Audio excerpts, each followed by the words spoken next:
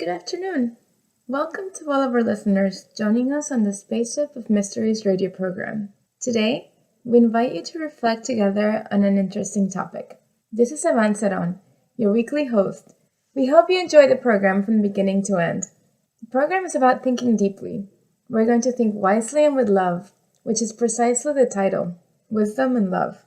I invite all of you to open your eyes and observe your surroundings. We can easily see what is missing in the streets is a reflection of what dwells inside us. This means that within us there is wisdom and love. It is unfortunate to see how wisdom and love are fading away from human beings day after day. We are going to develop this topic, aiming to become wise. I instill in each one of our listeners to make an effort to bring love back to oneself. Let's work hard to achieve that vibration of love within us. Wisdom and love must balance each other. Wisdom without love is a destructive element. Love without wisdom can lead us into error. Love is law, but conscious love. That is what Samael Aoun Weir says, who is a great writer, scientist, religious philosopher. Well, what is fundamental today, what is truly important for all of us, is to be able to make an inner journey, to get inside ourselves. That is the key, to learn to go inside ourselves. That is what the Spaceship of Mysteries is all about. The mystery is within us. Furthermore, when there is a problem, do not seek anything outside of oneself, because actually, the problem is inside us. Certain statements by science have stated, if we had a high immune system and no health problems, viruses would not affect us. So, how does the immune system get low? The immune system lowers because we get identified with external life events. We identify with negative events, causing us to fall into psychological crisis, and when this happens, it takes us into depressive states. Once we fall in this state, what happens is next, our immune system goes down. So the key is for us to raise our immune system. How can we do this? Well, with wisdom, with love. Wisdom towards ourselves, love towards ourselves. The point is to multiply wisdom within ourselves. It will multiply then towards others. He who multiplies love towards himself multiplies it towards others. So it's clear that it's very difficult for anyone who achieves this objective to be affected by external issues. Wisdom and love are the two main columns of all true civilization. So we have to remember the Egyptians, the Mayans, the Aztecs, the Incas, the Greeks. Those civilizations of ancient times, which unfortunately we do not take into account, nor do we listen to. By not listening to them, we are currently living the consequences. Who was the Egyptian civilization? They were led by priests, and the use of wisdom and love was very common. They were true religious. What do you mean by true religious? True religious are those who produce unity, not separation. There are religions that produce disunity between families and between different groups, and to go further, religion must attain inner unity. Egyptian temples were sacred places where only priests and priestesses were admitted. Women were highly valued in every way.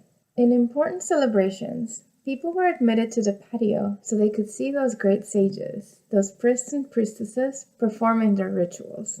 This great civilization connects us with the enigma of the existence of their mummies and constructions of their pyramids. They make us realize that they were true magicians, tremendously divine scientists. The Egyptians achieved the development of science which is still incomprehensible to our modern scientists, incomprehensible for those times in which we live. If we start observing and analyzing a little how the Egyptian pyramids were built, we cannot find a clear and concise idea of how they did it. They used techniques and construction methods that are still unknown and inexplicable in these modern times. That is why it is said that Egyptians were helped by other humanities or other advanced civilizations. It is said that they were visited by extraterrestrial beings and that they were the ones who helped them. Of course, extraterrestrial beings could have helped the Egyptians because those extraterrestrial beings, or UFOs as they're known as, had full confidence in that civilization. Their technology was tremendously modern. That way, it was possible to make big movements in those pyramids and move those stones that were practically impossible to move in those times. The religious nature of Egyptian civilization influenced the manifestation of different areas of the arts. Many of the great works of ancient Egypt represent gods and goddesses and pharaohs. These works are so different from the works of our present time. The works of this current humankind for today, what do they represent? We must reflect on our answer. The great monuments representing the craftsmanship of human beings of our times are displayed to materialism reverence. In ancient Egypt, it was different. Everything was in function to attain inner connection, so that it would help them to see internally, to experience a connection with a divinity. How did Egyptians see death? Because if you're talking about love and wisdom, or wisdom and love, then they believed in a life after death, and they spent their lives preparing themselves for it. Egyptians followed certain rules described in the Book of the Dead. This book details how Egyptians prepared the tomb for the deceased. Perhaps it would not be accurate to say that for the corpse, because it wasn't precisely considered that way. It has even been said that Egyptians did not die, that they developed a superior science to preserve their bodies in a lethargic state, that they did not actually die. This is very difficult for us to understand. The Egyptians possessed such superior science that it is incomprehensible to our science now. Mummies that have been found after 3,000 or 4,000 years remain as if they were alive. With all of our modernity, we have not achieved that level of scientific development today. What were the trials of the Egyptians like? The great god Osiris was in charge of judging the essence of the spirit of the deceased. Anubis, or the great jackal, placed the heart of the deceased on one side of his scale. Mat, the goddess of truth and justice, put her pen of truth on the other side. If the heart and the feather weighed the same, the spirit went to the great kingdom, where good spirits mingled with the gods in a life of peace and harmony. If not, the deceased suffered punishment. The judgments of the Egyptians were made by gods. In this moment I ask, what is the procedure of our judgments? What does this judgment look like? Now, the judgments that are made in our society today are in the hands of human beings. When it is considered that an injustice has occurred, people go out to the streets to destroy, vandalizing even properties that are not their own. What was it like in other civilizations? We're going to see, for example, in the Aztec civilization, another civilization full of wisdom. Because the important thing to reflect here is that these civilizations created great cities based on the divine, based on the sacred sun. Their great constructions were based on what they perceived beyond their own space.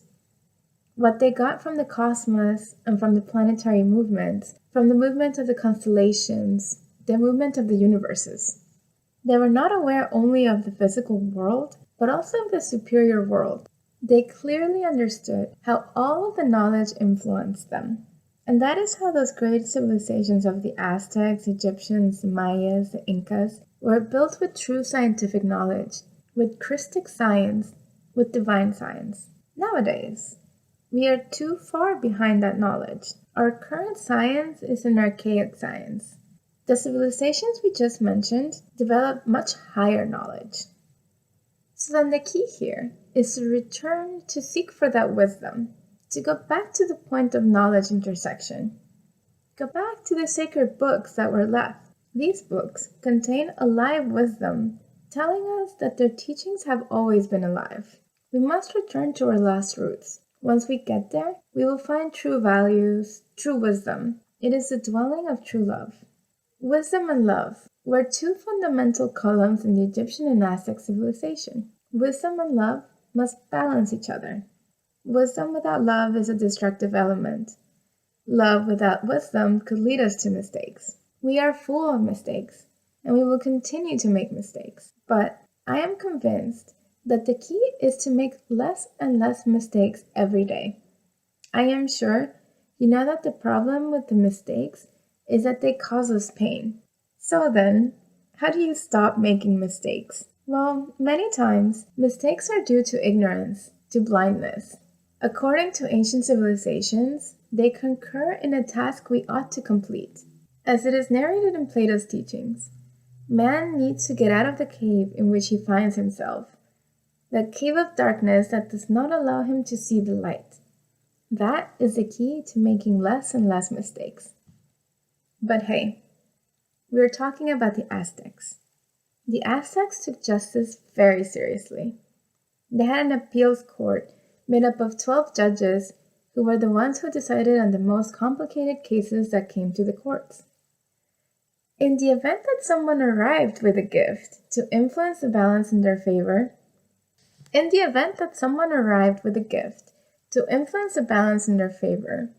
because whoever made mistakes could be subjected to the death penalty, well, then they were punished with the death penalty for engaging in such conduct.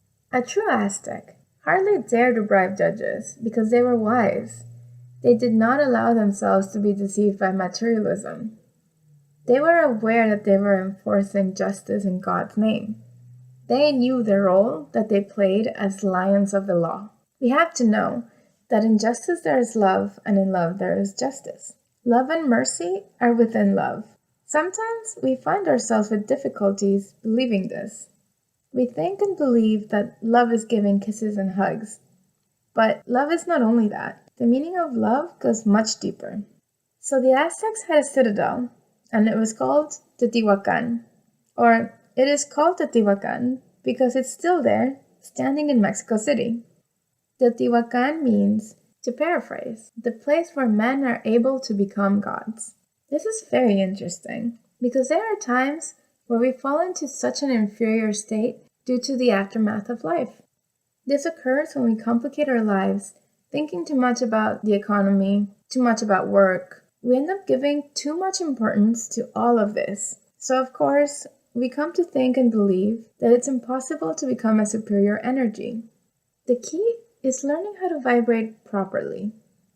We must learn to vibrate in a different way. We have to learn the way that it was done in Teotihuacan, where men became gods. In Teotihuacan, vastly superior mysteries were delivered. It was the place where many men became gods. This is why it became known as the City of the Gods. Teotihuacan is also known as the City of the Sun. This is the name that was given to what was one of the largest pre-Hispanic cities in Mesoamerica. Its buildings were constructions with a divine purpose. They were not based on earthly desires. The Pyramid of the Sun was dedicated to worship the sun. It was not intended for visual delight or vanity.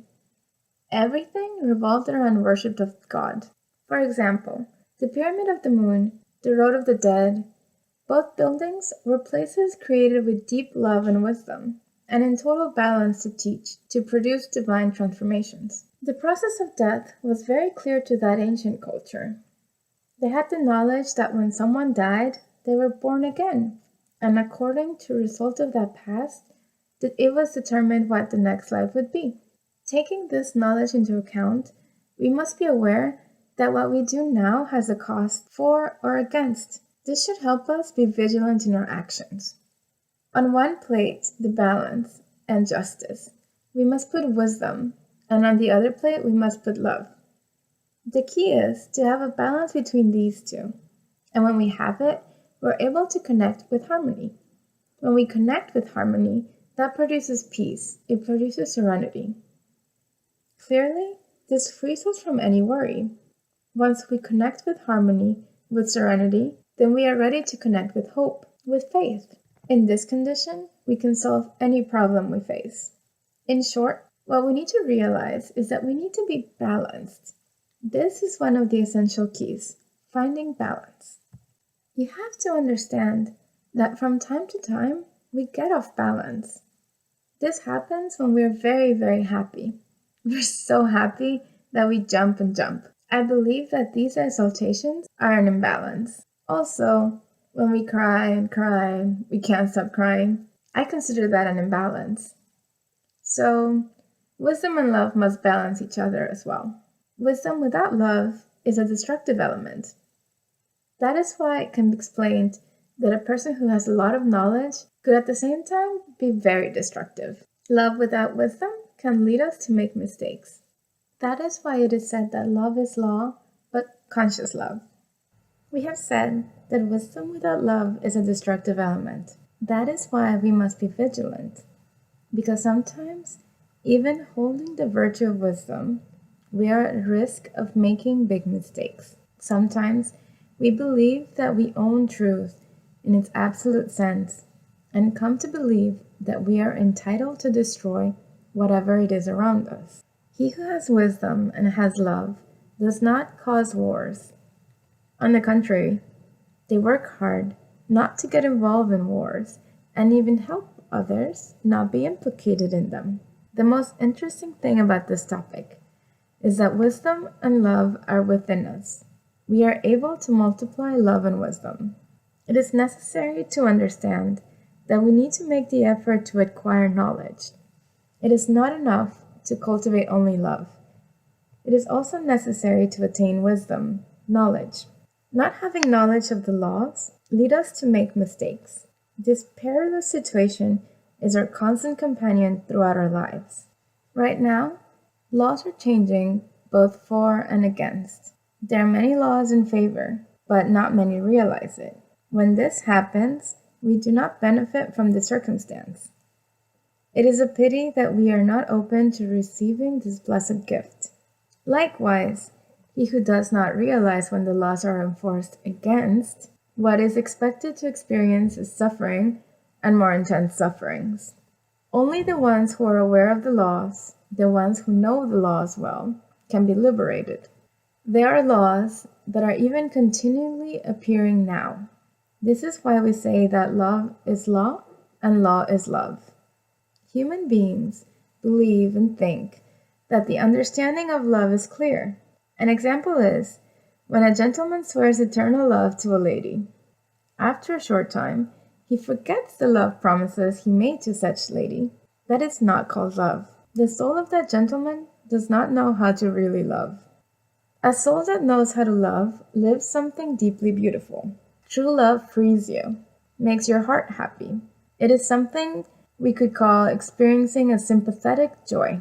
What happens is that in this life, we have thought and believed that love is equivalent to living based on sexuality.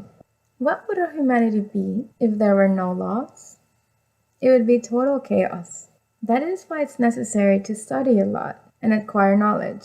But it is also urgent to grow in our own spirituality. And many may ask, how do we do it? Human beings know it. You know it. And that is the reason why we are here today. We have made this first step on starting this quest. There are teachings that sometimes have gotten lost inside us. Besides, not everyone has set out to learn it. Some have even been instilled in the search for this knowledge. To achieve this, they have participated from time to time in religious cults. Others have embraced some religions, some sects, or through a friend who has tried to explain and engage in some spiritual path that has been forgotten. The important thing to remember is that we need to transfer that into practice. Hey, the idea of this topic is that we can look for it too, in books which help us connect with true wisdom. We have to know where to look for this knowledge. Human beings do not know where to start with this quest. That has been the big problem. Getting a spiritual being well developed within us, but without intellectual knowledge, gives rise to sanctimonious. There are people who practice certain religions without consciousness. If we observe some of them with attention, we will be able to see that they look like fools. Sorry for the expression. Some of these people even laugh at you if one tries to have a profound but meaningful conversation about deeper knowledge. It is incomprehensible. They even make bad propaganda for their own religion. So I ask, why is this happening? Because there is no practice. The key to master whatever we aim for and to succeed in anything is to practice. Just practice.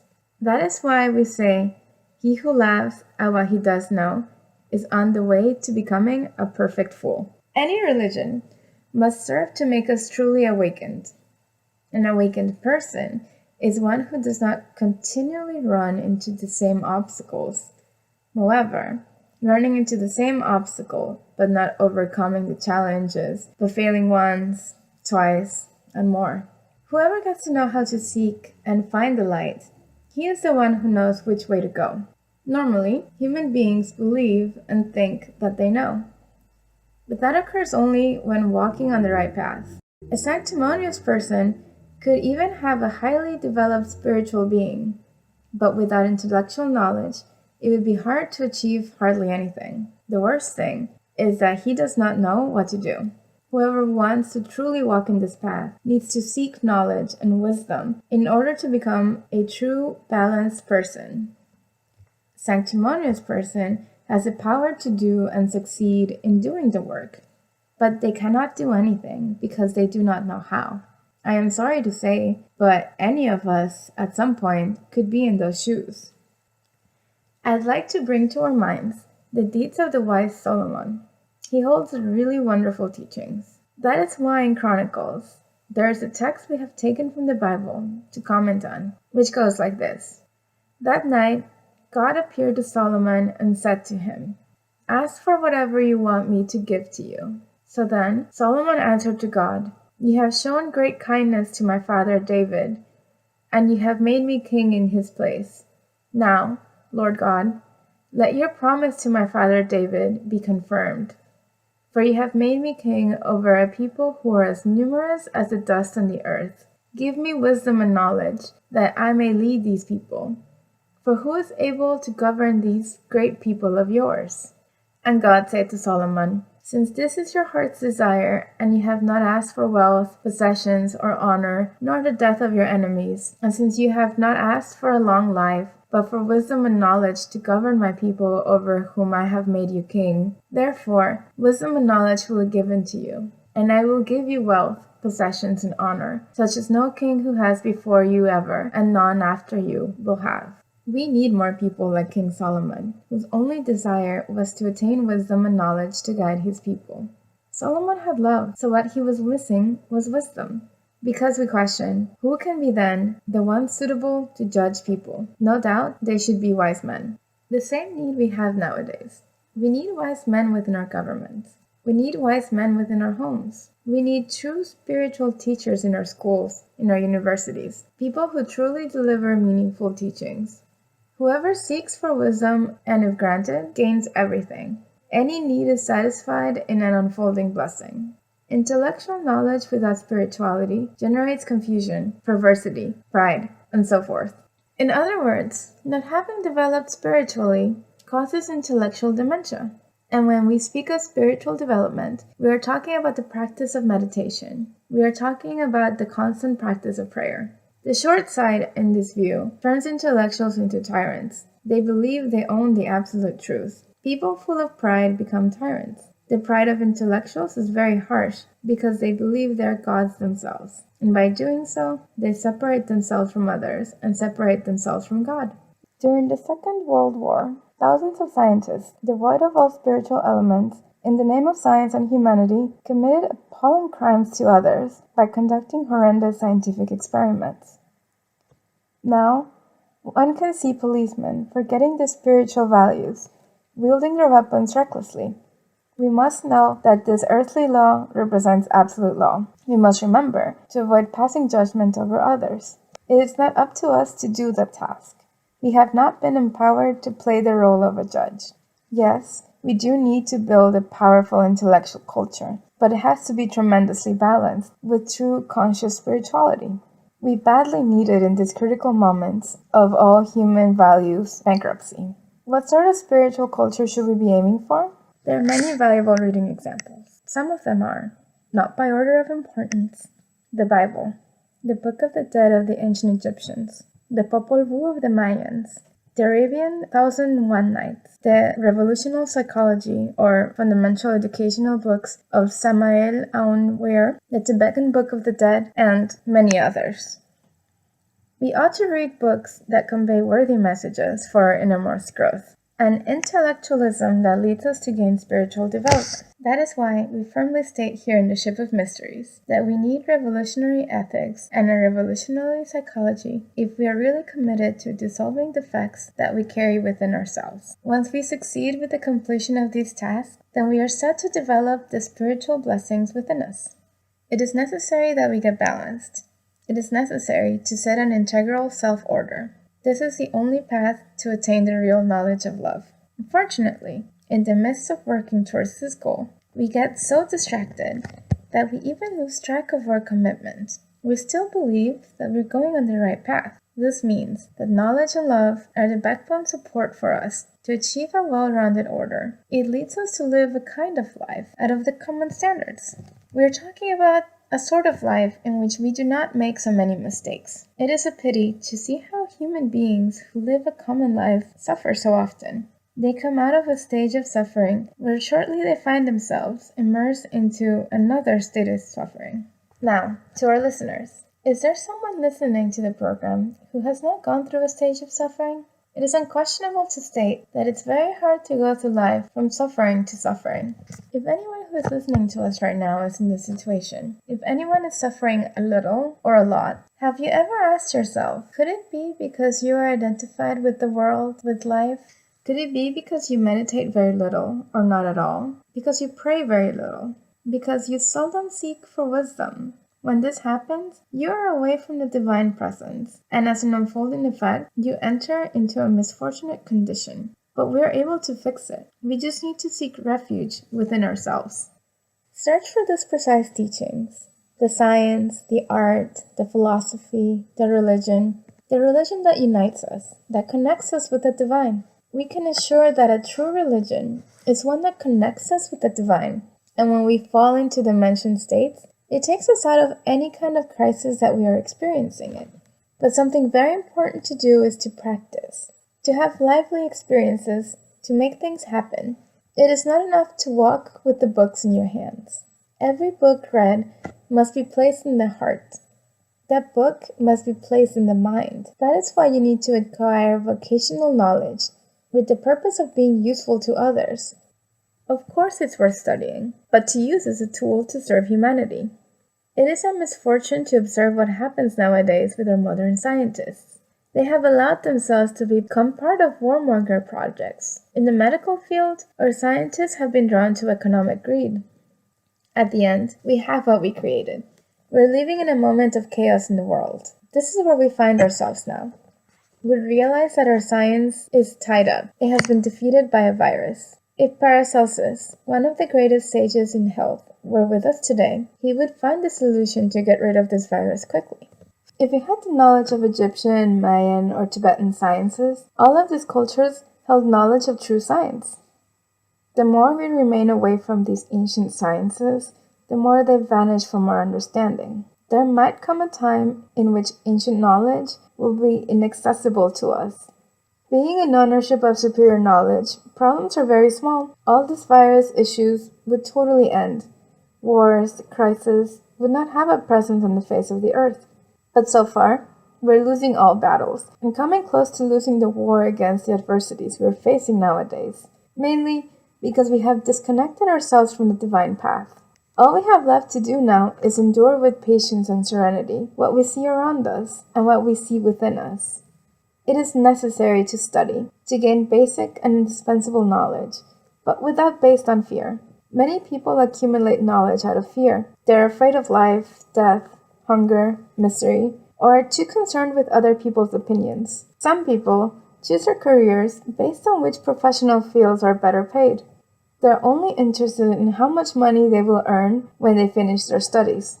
If those people stop and observe the society trend, they will realize the facts laid on the world. Gaining a social status and having a wealthy position does not guarantee happiness.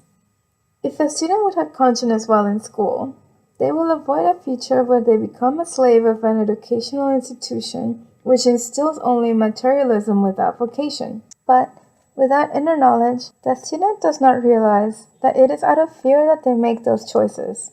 A person should study, definitely, but out of love for our fellow men, with true desire to serve them better. One should not study out of fear. As for today, young people study mostly for money. This mainly comes from the home. Its roots are founded when they are little. Since that age, parents have put the seed of what areas are worthy to study. They expect their children to study a profession that gives them more money, disregarding if the field will make the children happy or if they will like that profession. In real life, we have witnessed that those students who study out of fear sooner or later become rascals or tyrants to those around them. Moreover, they're terribly unhappy human beings. Those are the facts we observe whenever we turn our head and observe people's attitudes. We can grasp the source of them and throw compassion over them. Those are facts sages convey to us, if we open our hearts to listen to them. There's another fact that we live to, the fact that the status of our scientists, of our political leaders. That is why we need to be honest with ourselves, to self-observe and discover in ourselves all of the processes of fear. Fear is a terribly destructive force. It paralyzes us. It does not allow us to see the new, so we must be very alert. This has been all for today. As always, we hope you enjoyed the program. We wish you a very good rest of your day. This is Avanzaron, and at this moment, the spaceship is taking off. We will return next Wednesday to rediscover another mystery. Thank you for listening.